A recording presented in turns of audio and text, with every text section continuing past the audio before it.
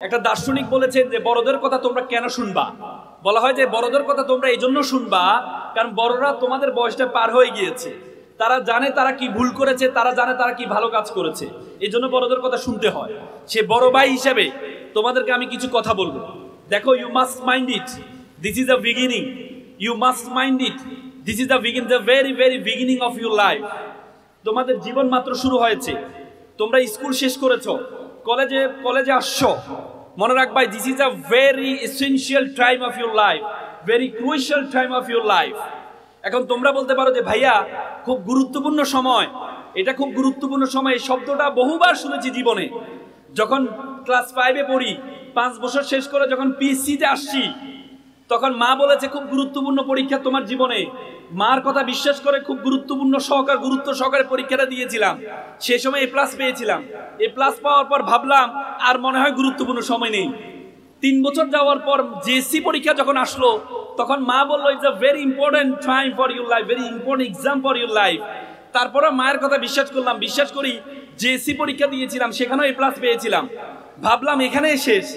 2 বছর যাওয়ার না যাইতে যাইতে মা বলল, বাবা মা তোমার SSC পরীক্ষা is a very important exam for your life. তারপরে হতাশ হয়ে বিশ্বাস করলাম মায়ের কথা, শিক্ষকের কথা, এটা ইম্পর্টেন্ট সময়, মেনে নিলাম। মেনে নিয়ে SSC পরীক্ষা দিলাম, A+ পেলাম। এখন নবীন ভাবলাম কলেজে আসছি, মুক্ত স্বাধীনতা, চরম স্বাধীনতা, চলবো মুক্ত বিহঙ্গে চলবো।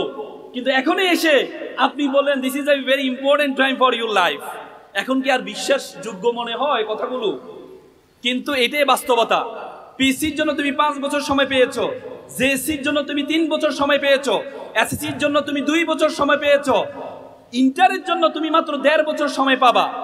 ইন্টার পাস করার পরে বিশ্ববিদ্যালয় ভর্তি পরীক্ষার জন্য তুমি মাত্র 4 মাস সময় পাবা। তার মানে তোমার সময় যত কমবে, তোমার সময়ের গুরুত্ব, তোমার পরীক্ষার গুরুত্ব তত বেশি বাড়বে। তোমরা যারা SSC পরীক্ষায় A+ পেয়েছো, তোমরা যদি ইন্টারের একটা সমীকরণে দেখা গিয়েছে যারা SSC পরীক্ষায় A+ পায়, তাদের 50% ইন্টারে গিয়ে A+ পায় না। এবং যারা SSC পরীক্ষায় A+ পায়নি, তোমাদের মধ্যে অনেকেই, তারা শুধুমাত্র তাদের চেষ্টার কারণে ইন্টারে গিয়ে তারা A+ পাবে। তো সুতরাং এই যে সময়টা তোমাদের জন্য, এই সময়টা তোমাদের জীবনের জন্য সবচেয়ে গুরুত্বপূর্ণ সময়। তোমার ইন্টারের পরে, ইন্টার পাস করার পরে তুমি যখন বিশ্ববিদ্যালয়ে ভর্তি হবা, দেখবা তোমার বিশ্ববিদ্যালয়ে একজন শিক্ষার্থী, তোমার বন্ধু যে তোমার পাশে বসে আছে, তার চেয়ে তোমার পার্থক্য হয়ে যাবে ডাবল থেকে ট্রিপল, প্রচুর পার্থক্য হয়ে যাবে। আমি একটা এক্সাম্পল দিই তোমাদেরকে।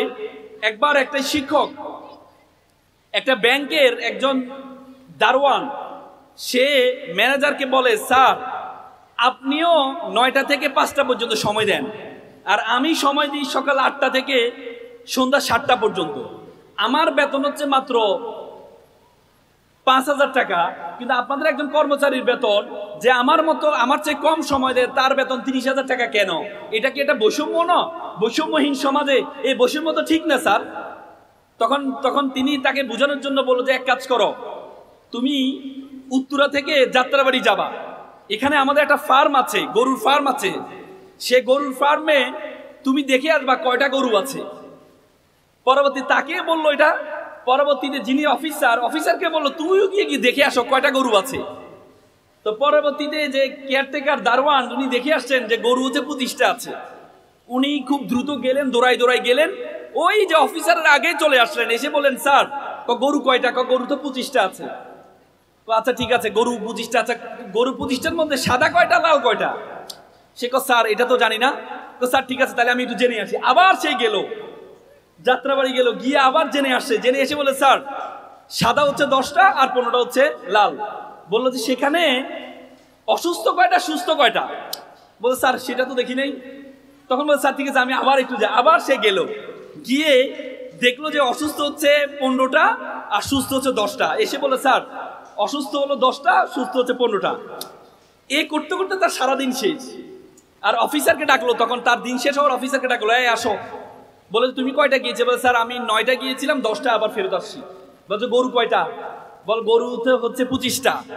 সাদা কয়টা? সাদা 15টা। লাল কয়টা? 10টা। সুস্থ কয়টা? এতটা সুস্থ, এতটা অসুস্থ। তখন দারোয়ানকে বললো, দেখো তোমাকে আমি পাঠিয়েছিলাম, তুমি সারাদিন সময় ব্যয় করলা, এবং আমার ভাড়া নষ্ট করলা, আর অফিসারকে পাঠিয়েছিলাম তিনি মাত্র 1 ঘন্টায় যে তথ্য নিয়ে আসলেন, তুমি সারাদিনে সে তথ্যটা তুমি নিয়ে আসতে পারলে না। এজন্য আমি ওনাকে এত বেতন দিই আর তোমাকে তার 1/3 বেতন দিই। তার মানে শিক্ষার যে গুরুত্ব, নলেজের যে গুরুত্ব, তোমার আজকে যে বন্ধুরা তোমার সাথে বসে আছে, তোমার যে বন্ধুরা তোমার সাথে বসে আছে, আগামী 5 বছর পর তোমার আর তার যে পার্থক্য তৈরি হবে, সে পার্থক্যটার আকাশ পাতাল পার্থক্য তৈরি হবে। সেটা শুধুমাত্র শিক্ষার কারণে, শুধুমাত্র শিক্ষার কারণে। আজকে তোমাদেরকে দেখো, তোমরা পড়াশোনা না করলে তোমাদেরকে মা বাবা বলে, শিক্ষক বলে, এই গাধা শিক্ষার্থীটা আমাদের কাছে কোথা থেকে আসলো, বলে না? গাধা। আচ্ছা বলো তো, গাধা ইংরেজি কি বলো তো? গাধা ইংরেজি কি, কে বলতে পারবা? গাধা ইংরেজি কি বলো? গাধা ইংরেজি কি বলো? এস। গুড। এস ফর গাধা। এস বানান কিভাবে বলো তো? ASS। আচ্ছা, এস মানে গাধা, এস এর সাথে তুমি যদি ET যোগ করো, ই এবং টি, তাহলে কি হবে বলো তো? অ্যাসেট। অ্যাসেট মানে কি? অ্যাসেট মানে কি? সম্পদ।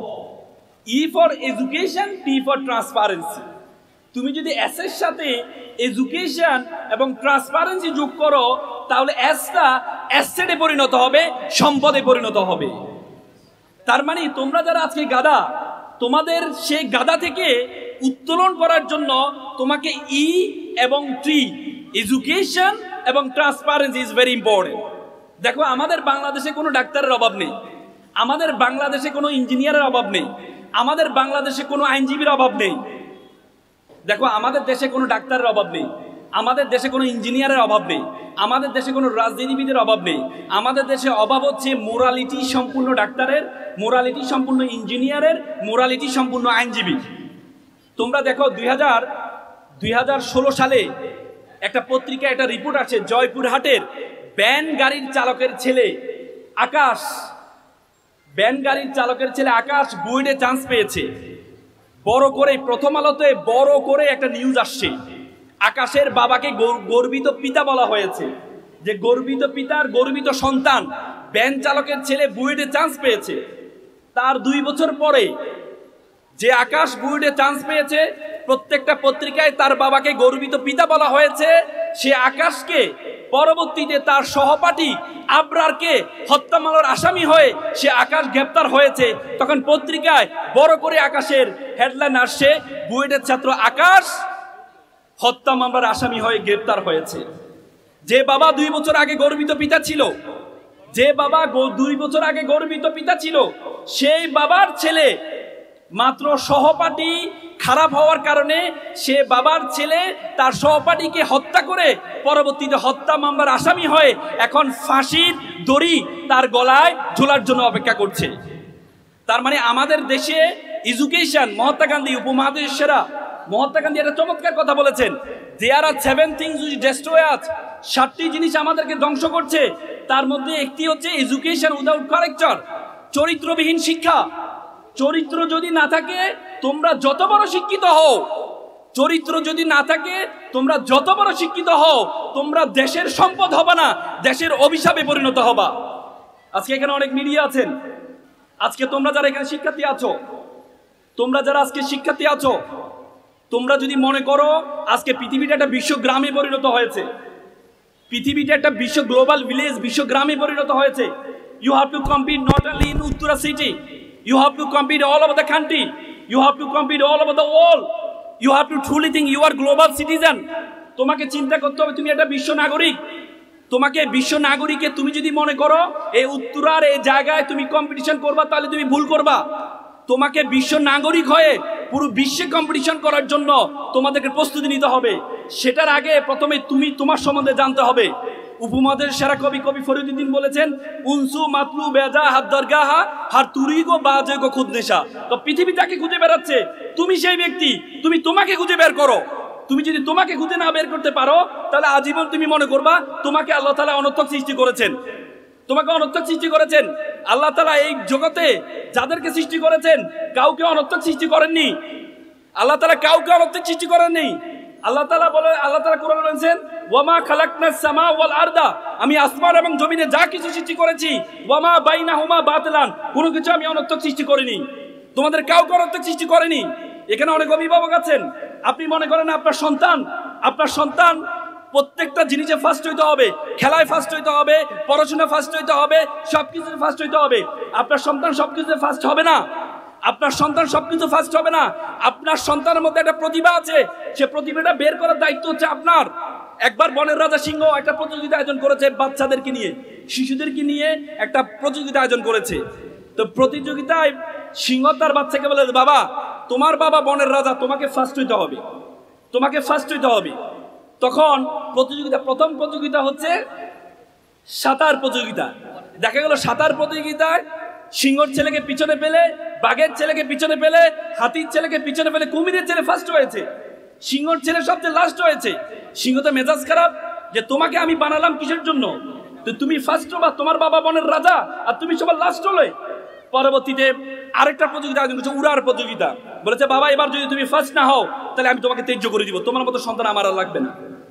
পরবর্তীতে দেখা গেল উড়ার প্রতিযোগিতা, বাঘের ছেলেকে পিছনে পেলে, সিংহর ছেলেকে পিছনে পেলে, বানরের ছেলে ফার্স্ট হয়েছে। সিংহ তো মেজাজ খারাপ, সিংহ পরে তাকে ত্যায্য করে দেয়, তোমার মতো সন্তান আমার আর দরকার নেই। তো সুতরাং আপনি যদি মনে করেন আপনার সন্তান প্রত্যেকটা জিনিস ফার্স্ট হবে, আপনার সন্তান প্রত্যেকটা জিনিস ফার্স্ট হবে না। আপনার সন্তানের যে সুপ্ত প্রতিভা আছে, আল্লাহ তাআলা প্রত্যেকটা মানুষকে একটা স্ট্রেংথ দিয়েছে, আবার প্রত্যেকটা মানুষকে একটা উইকনেস দিয়েছে। তোমরা যারা এখানে শিক্ষার্থী আছো, তোমাদের স্বপ্ন হইতে হবে অনেক বড়, তোমরা স্বপ্ন দেখবে অনেক বড়। তুমি যদি স্বপ্ন যদি ছোট দেখো, মনে রাখবা মানুষ তার স্বপ্নের আয়তন যত বড়, মানুষ তত বড়। একবার একটা দেখা গেল, তোমরা দেখেছো তোমাদের মধ্যে একটা পিছু টান আছে। তোমরা যারা শিক্ষার্থী আছো, তোমরা মনে করো তোমরা কামারপাড়া একটা স্কুলে পড়ো, তোমার যারা কি বাংলাদেশকে নেতৃত্ব দেওয়া সম্ভব, একটা চিন্তা ভাবনা এই সমাজ তোমার মাথার মধ্যে চিন্তা ভাবনা ঢুকিয়ে দিয়েছে। আমি একটা এক্সাম্পল দিই। একবার একটা ইগলের ডিম একটা লোক চুরি করে নিয়ে যায়, চুরি করে নিয়ে ইগলের ডিমটা কি করলো, সে ইগলের ডিমটা নিয়ে রেখেছে হচ্ছে একটা এর মধ্যে রেখেছে, মুরগির খোয়ারের মধ্যে রেখেছে। তো মুরগির খোয়ারের মধ্যে রাখার পরে ইগলের ডিমটা, এখন ইগল মুরগি তাকে তা দিয়ে পরবর্তীতে মুরগি হয়েছে। এখন চিন্তা করো, মুরগি তা দিয়েছে, এজন্য কি হয়েছে, মুরগি হয়েছে। মুরগি হওয়ার পর সে যখন মুরগি হওয়ার পর হাঁটে, সে ইগল সে হাঁটে মুরগির সাথে, তখন সবাই বলে যে তুমি সে দেখে যে তার উপরে দিয়ে ইগল পাখি যাচ্ছে, সে বলে ইস আমি যদি এভাবে দৌড়াই দিয়ে পারতাম, তার খুব স্বপ্ন সে যদি এভাবে দৌড়াই দিয়ে পারতো। পরবর্তীতে মুরগির বাচ্চারা বলে দেখো দৌড়ানি আমাদের কাজ না, আমাদের কাজ হাঁটা। সে হাঁটে, সে শুধু হাঁটতে থাকে। এক পর্যায়ে সে হাঁটতে হাঁটতে একবার একটা ইগলের কাছে চলে যায়। তখন ইগলের বাচ্চারা বলে যে বাবা, বলো যে এই তুমি উড়ছো না কেন, বলছে না উড়া তো আমার কাজ না, বলছে উড়া তোমার কাজ, উড়ো তুমি। তখন সে ইন্সপিরেশন পেয়ে সে আস্তে আস্তে উড়া শুরু করে দেয়। তার মানে এতদিন মুরগি যারা ছিল তারা বলেছে তোমার কাজ উড়া না, সেজন্য উঠতে পারেনি। যখনই তাকে ইন্সপিরেশন দিয়েছে, সে ইন্সপিরেশন পেয়ে সে উড়া শুরু করেছে। তো সুতরাং তোমাদের মধ্যে একটা পিছু টান আছে, পিছু টান আছে। তোমরা দেখো বায়ুশাস্ত্রবিদ বলেন, ভ্রমর যে ডানা, এই ডানা ওয়েট যতটুকু, তার বডি যে ওয়েট, সে ওয়েটের আলোকে সে উড়ার কথা না, কিন্তু সেই দিব্যি উড়ে বেড়ায়। কারণ সে জানে না তার এই যে ডানা থেকে তার শরীরের ওজনটা অনেক বেশি। এজন্য তোমরা কখনো তোমার পিছু ডানের দিকে তাকাবা না, তোমরা সবসময় সামনের দিকে তাকাবা। তোমরা এখানে যারা আছো, আমার মনে আছে 2014 সালে আমি মুম্বাইতে গিয়েছিলাম। মুম্বাইতে সাউথ এশিয়ান ডিবেট কম্পিটিশন ছিল। তখন আমি ঢাকা বিশ্ববিদ্যালয়ের ছাত্র ছিলাম।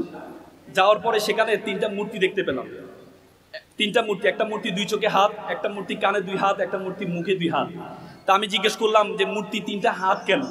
তখন তারা বললো চোখে 2 হাত মানে আমি খারাপ কিছু দেখবো না, মুখে 2 হাত মানে আমি খারাপ কিছু বলবো না, কানে 2 হাত মানে আমি খারাপ কিছু শুনবো না।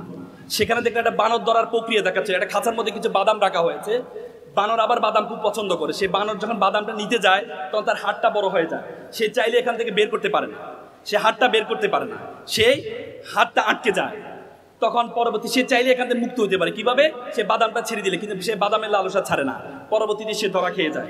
আমাদের লাইফের অনেক বাদাম আছে, adda is a one kinds of badam, Facebook is a one kinds of বাদাম।